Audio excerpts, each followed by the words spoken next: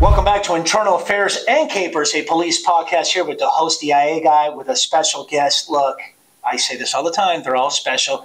CJ, I apologize. You're special also. Jason. What's up, Marlon? Hey, dude, thanks for coming down. Yeah, thanks for having me. Look, I'm going to try not to laugh too much because you and I always have a good time. Batty. We don't want to talk about Batty. We'll talk about that later. First and foremost, right off the bat, let me ask you this. How long you been on the job? I went through the academy in 1999. Right, so 98, like me. What did anyone tell you about IA, or what did you know about IA, or here you are at the academy? Did someone walk in and say, hey, let me tell you what internal affairs is all about? Or when you're on probation, what did your FTOs tell you about internal affairs, or what impression, if any, you had about IA? I'm pretty sure in the academy we had like a 2-hour block or something on somebody coming in from internal affairs.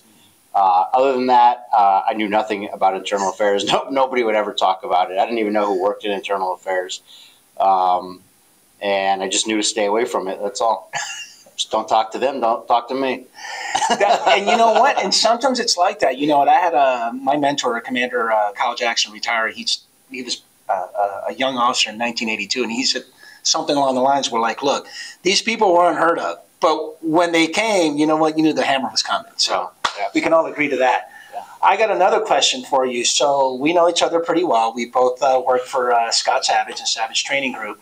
What was your first impression when you saw this Internal Affairs Police podcast? Like, what the hell is this guy doing, or what did you think? No, I thought it was an interesting concept.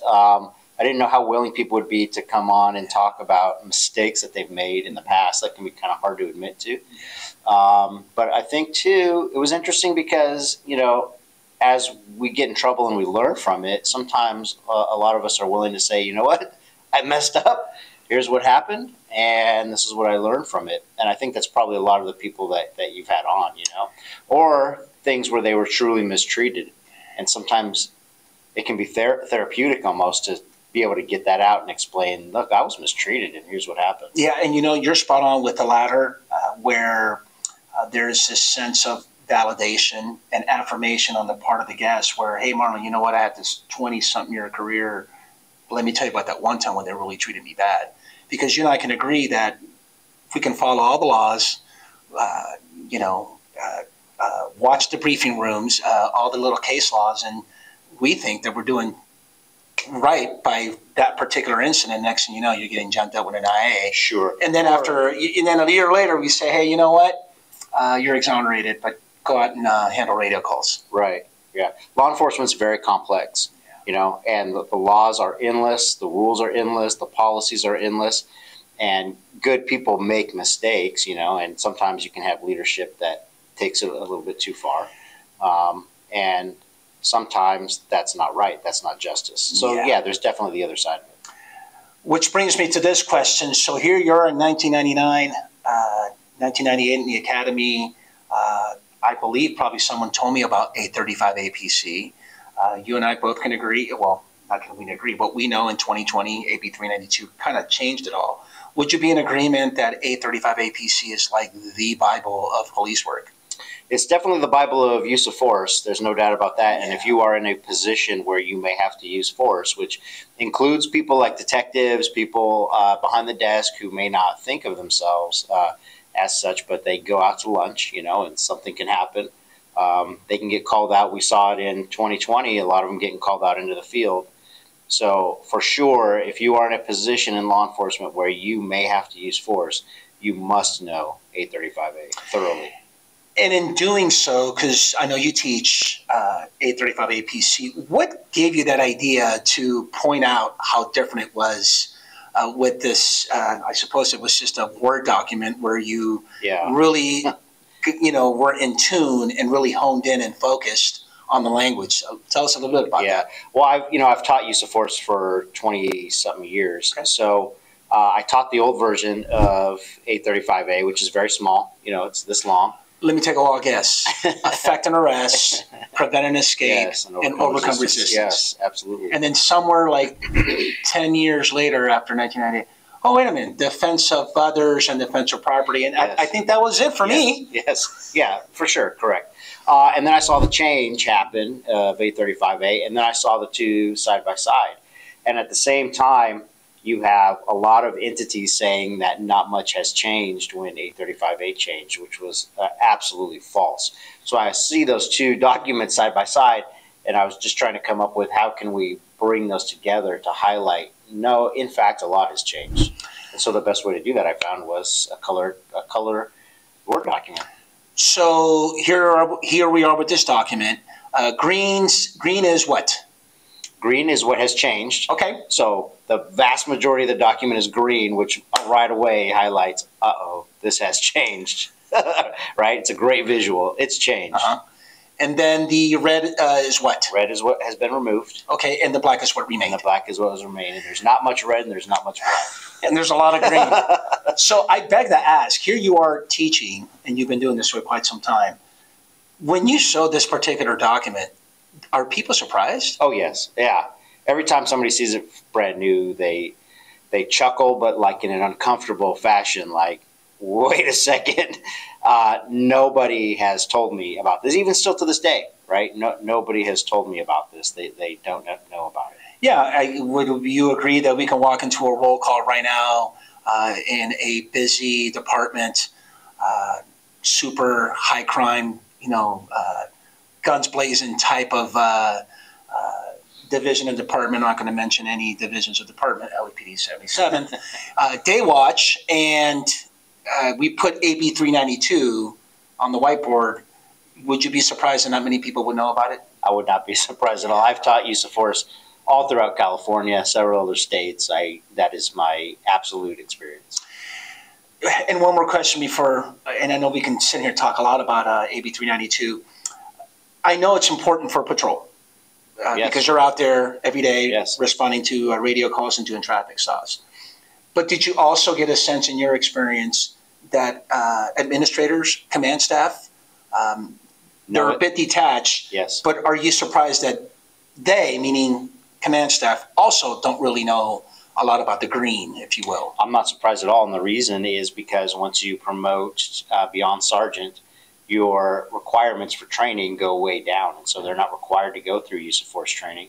And so you end up with command staff who often have use of force training from 5, 10, 15, 20 years ago, which was a different world, right?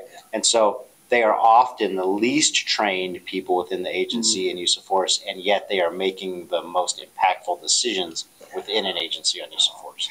Roger that, man. So tell me, I know we covered a little bit about 835 APC. Tell me about the briefing room. How did that all come about? And, Yeah. what's going on? How's it going?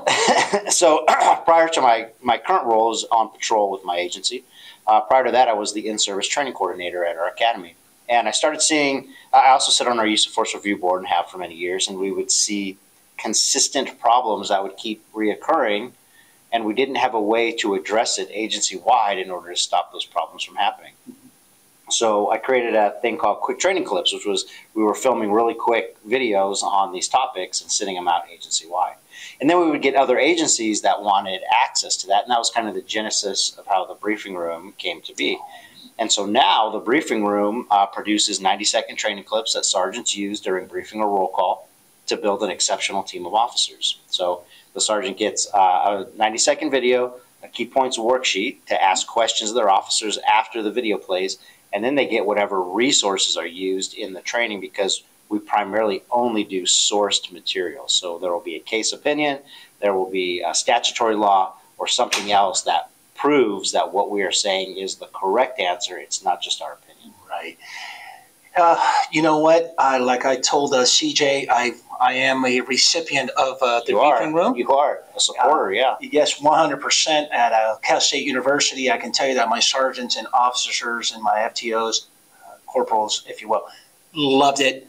It's real quick. It's snapping. You get a snapshot of what you should do and what you shouldn't do. Where are we heading in the future with this in terms of do we want to get to? I know we want to get to every agency in California, but how are we doing with the briefing room? The briefing room is doing great. We're almost at 100 agencies that are subscribed right now. Awesome. And we're pushing forward really well. We've grown very, very fast in a short amount of time. And we have a lot of exciting things coming up, like a custom developed platform that's coming out that'll have a lot more features that agencies have requested, like automatic record keeping, the ability to manage their own users, a whole bunch of stuff like that. And we have some super exciting stuff that we're not going to talk about yet. Yeah, well, I hope one of those super exciting stuff is how to not get an IA. Yes, 100%. I would hope that would be somewhere in the near future. That is the briefing room in a nutshell. Or get prosecuted. Or get prosecuted for that matter. Look, one more question. Capers. The word caper, before you came on the job, did you ever hear that word, or did you just found out about it when you became a it's an Italian food, isn't it? My sister is actually she's a chef. She said, "Why are you even using the word capers?" And she sent me the picture of like some ingredient in food. It's like a vegetable or something. I got into law enforcement at around 15 years old as an explorer, so I've been in law enforcement my whole life, pretty much. So I probably did hear about capers just from that. I've been around cops since I was that age, That's awesome. Thank you. Well, hopefully one day in the near future you can tell us about a crazy, wild caper that when you were on the job early in your career, you're like, oh my God, looking back now, there's so many things I could have done different. Yeah, I can tell you about when I got held at gunpoint by a shotgun. Okay. Yeah. Well, you know what? We'll save that for another episode. Hey, look, parting words, getting ready to conclude. Is there any advice that you have for anyone who wants to come on and be a law enforcement officer? I'll leave the floor up to you. This is a fantastic career, super rewarding, especially if you work for a great agency. I wouldn't do anything different, except for you have to understand that you personally take on a lot of risk in this job, and you cannot just stick with minimum standards. Minimum standards were designed based on the amount of money the state is willing to put towards your training. It's not built towards what you actually need in order to survive in this time frame where you're being videotaped and being heavily scrutinized by the public and put out there to the world. And not much has changed since I came into law enforcement. So you have to be willing to get your own training to bring yourself up to where you need to be. And would you agree with me that the saying, the department will never send you to enough training? They don't have the ability to send you to enough training. Law enforcement is extremely complex. Questions come, I've been on since 1999. Questions still come up. I run the briefing room. Questions still come up that I am not sure what the answer is, but at least I know how to find the answer and make sure that what we're doing is correct. And I set a culture on my shift where my deputies also understand not to just act without understanding. Rather, if they're not sure, let's pause, let's look for an answer, and let's make a decision that's based on research, not on assumptions. Oh, absolutely. Well, hey, man, thanks for stopping by. You know what? When we're about to say goodbye, instead of me shaking your hand, I'm just going to do the baddie method. All right, I'm ready to confess. Please do so, and don't mind touching your knee. I appreciate that. Is this an IA? Well, I'm retired, so I don't think it's going to go nowhere. But on that note, please, please, please be safe out there, and don't forget to go Code 6. Thank you.